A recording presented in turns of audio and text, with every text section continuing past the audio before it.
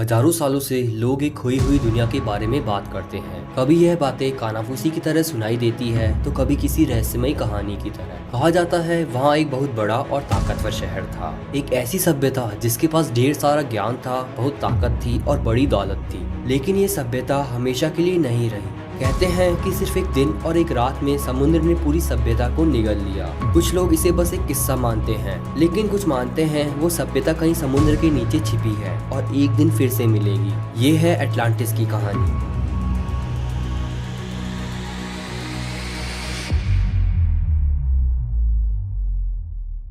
यह कहानी शुरू होती है फिलोसोफर प्लेटो से, जिन्होंने 4वीं शताब्दी ईसा पूर्व में 2 किताबें लिखी। पहली टिमायस और दूसरी क्रिटियास, जिसमें उन्होंने अटलांटिस का जिक्र किया था। प्लेटो ने इसे एक आइलैंड किंगडम बताया जो हरकुलस के पिलर के पार था। प्लेटो के अनुसार अटलांटिस लिबिया और एशिया दोनों से बड़ा था और यहाँ रहने वाले लोग बेहद कुशल थे, जिन्होंने शानदार महल, पुल और नहरें बनवाई और यहाँ की नौसेना समुद्र पे राज करती थी। अटलांटिस के बीचों बीच उसकी राजधानी थी। इसका नक्शा अनोखा था। ये गोल घेरे में बना था। जमीन और पानी की लेयर थी जिन्हें पुल जोड़ते थे और चारों तरफ मीनारें बनी थी। बाहर की दीवारें कॉपर की बनी थी, अंदर की दीवारें टिन की और सबसे बीच में एक मंदिर था जो शुद्ध सोने से बना हुआ था। ये शहर इतना खूबसूरत और अमीर था कि इसकी बराबरी कोई नहीं कर सकता था। लेकिन कहानी चेतावनी भी देती है कि महानता अक्सर घमंड को जन्म देती है। धीरे धीरे अटलांटिस के लोग लालची और भ्रष्ट हो गए। उनका पुराना नेकदिल स्वभाव खत्म हो गया और उसकी जगह महत्वाकांक्षा ने ले ली। उन्होंने पूरी दुनिया पर कब्जा करने की कोशिश की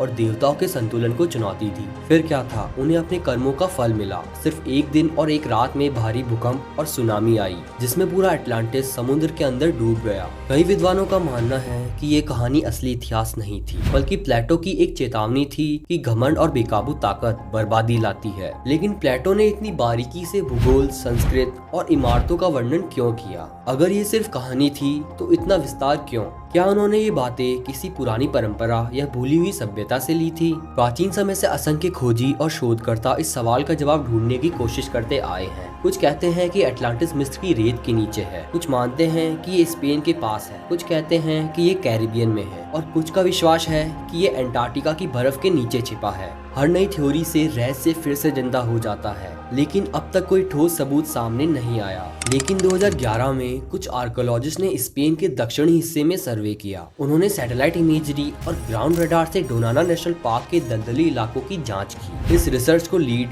डॉक्टर रिचर्ड फ्रॉइड और उनकी टीम कर रही थी। उन्होंने दावा किया कि वहाँ उन्हें कुछ ऐसे ढांचे मिले जो गोल घेरे जैसे लगते हैं। ये बिल्कुल वैसे ही थे जैसे प्लेटो ने अटलांटिस के बारे में लिखा था। टीम का कहना था कि यह जगह शायद हजारों साल पहले एक बड़ी सुनामी से नष्ट हो गई थी। हालांकि कई विद्वान अभी भी इस खोज पर शक करते हैं, लेकिन इस दावे ने एक नई बहस छेड़ दी है। क्या सच में अटलांटिस के कुछ निशान यूरोप की जमीन के नीचे दबे हो सकते हैं? कुछ लोग मानते हैं कि अटलांटिस सिर्फ एडवांस नहीं था, बल्कि अपने समय में बहुत आगे था। वहाँ ऐसी तकनीक थी जो हमारी आज की तकनीक जैसी या उससे भी एडवांस थी। कहते हैं कि वहाँ उड़ने वाली मशीन, शक्तिशाली ऊर्जा स्रोत और खोया हुआ ज्ञान था। ऐसी कहानी आज भी उन लोगों की कल्पना में रहती है जो अटलांटिस को खंडर नहीं बल्कि इंसानी उपलब्धियों का उज्जवल उदाहरण मानते हैं। लेकिन इतिहासकार इसे अभी भी सिर्फ प्लेटो की लिखी कहानी मानते हैं। पर इतिहास सिखाता है कि सावधान रहना चाहिए। कभी ट्रॉय सिर्फ मिथ माना जाता था जब तक कि उसके खंडर नहीं मिले। तो क्या हो सकता है कि अटलांटिस भी एक दिन हकीकत बनकर सामने आएगा? असल में अटलांटिस की विरासत इस बात से भी बड़ी है कि वो सच था या नहीं।